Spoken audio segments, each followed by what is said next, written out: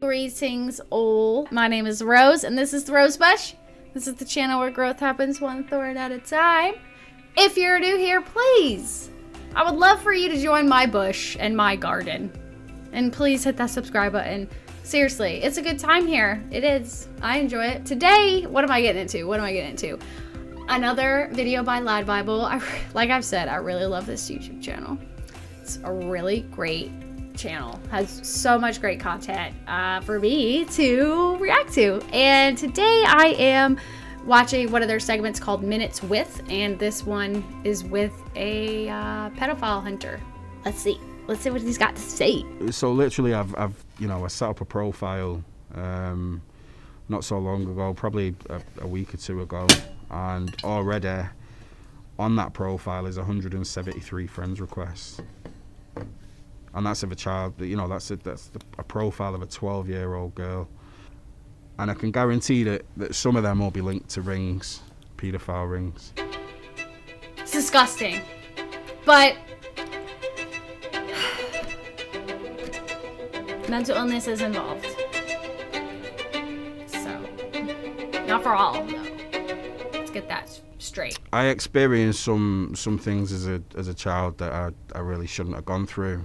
That I never got justice for, I never got answers for. So it kind of took me to a dark place. I saw one day a live video of a paedophile being stung, and it intrigued me, and it started from there. I've stung a lot of different sexual predators from all different walks of life, and now I'm used to the same patter, they come out with the same excuses. Oh, I was hacked, or I didn't know what I was doing, or I was drunk, or all these different things. And that's when you realise that it's the realisation is set in that actually this thing that they've been hiding for so long is now out. The cat's out of the bag. Mind talking about how you got that blank profile? So literally I set up a profile not so long ago, probably a week or two ago, and already on that profile is 173 friends requests. And that's of a child, that's a profile of a 12-year-old girl, and pretty much all of them are from England.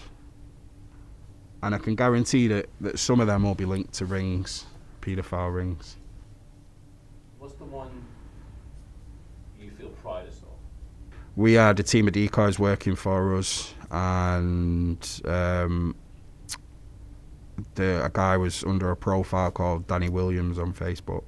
He was talking about bullying the kids, talking about anal sex with the kids, and it just got really, really bad, to the point where I was even telling my decoys not to engage in conversation because it was just vile. He was a bully. Not good. That's like goes beyond just SA of children and trafficking. Like, goes beyond, we're talking probably murder. Let's go. A narcissistic bully. He was already released under investigation, so he was under investigation at that point, and then we turned up and stung him. But I put a picture of him on the page probably half an hour, 40 minutes after we'd left the police station, and within 10 minutes I was contacted off a 17-year-old girl who had been raped by him from the age of 12 upwards.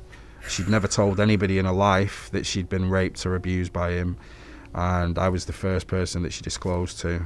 I instantly knew that I needed to put her in touch with the police if she was willing to do that. She did that, and the following day she went and gave a statement and secured 5 counts of rape on him. And on the 4th of June, just gone, he was jailed for 8 years. That's a real person. That's a real 12-year-old who's had to live through those times.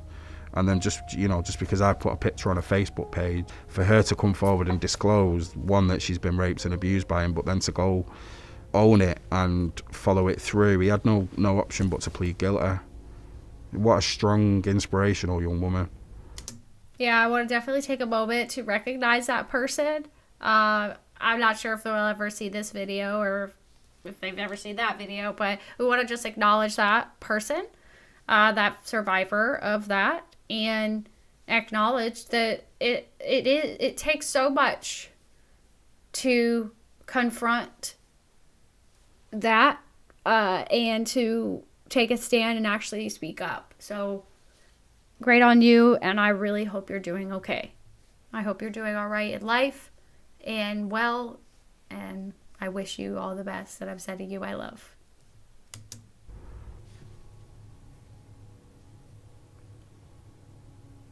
Why are you wearing a mask? Because it's not about me.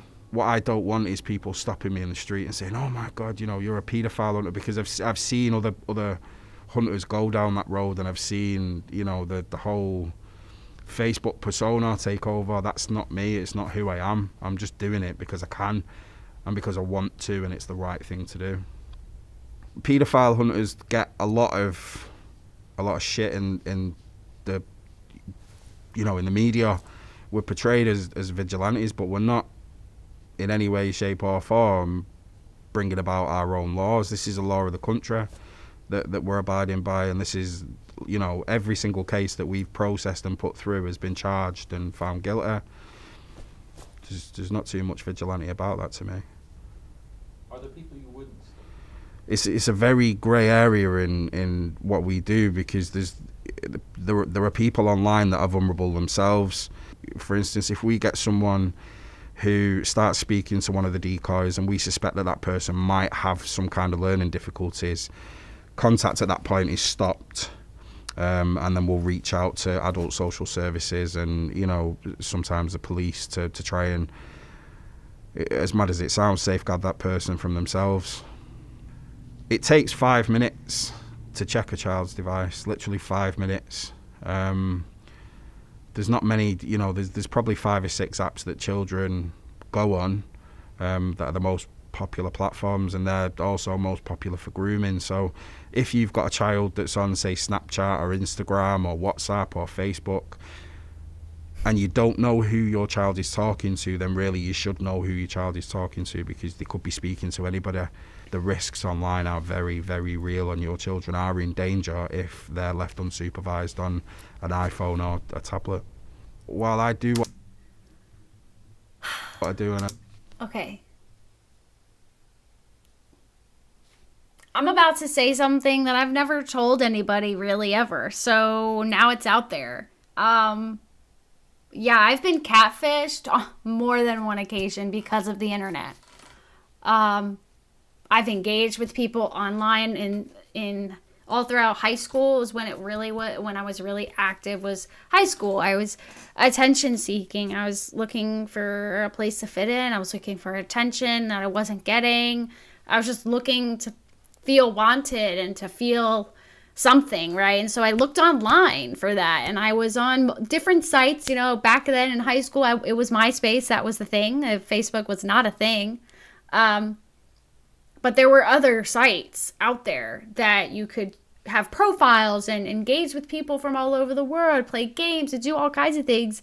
But yeah, I engaged with plenty of men that their stories were wild to me. One guy came clean, said that all the pictures were actually of his dead brother, and he made this account because it was idolizing his dead brother. And it was just so weird, because it just was weird. And looking at it now from an adult perspective, I am very lucky.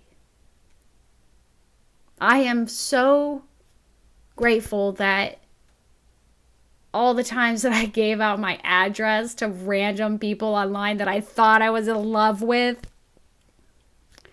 sent pictures, all kinds of that, did all that. I'm not ashamed anymore. I'm not ashamed to admit that I did those things. I sent pictures, did things like that to probably grown-ass men that this man has caught. People like that.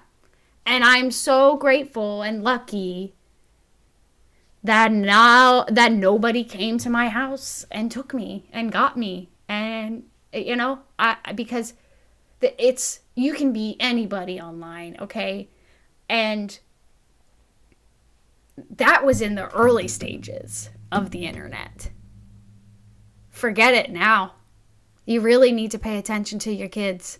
You really need to pay attention to what they're doing with the devices that you've given them. And a sidebar, I'm going to go off on a tangent because although it's that one story of that teacher who got fired because she did TikTok videos or OnlyFans, whatever the hell she did in her classroom and did weird things on her students' desks. Yeah, inappropriate. You probably shouldn't film at your place of work.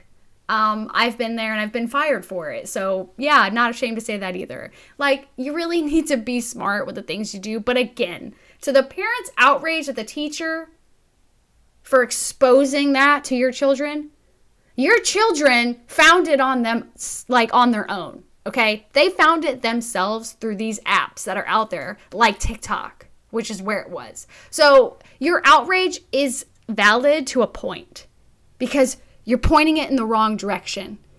TikTok is, it's horrible. It's so bad. There's so much sex. There's so much on there.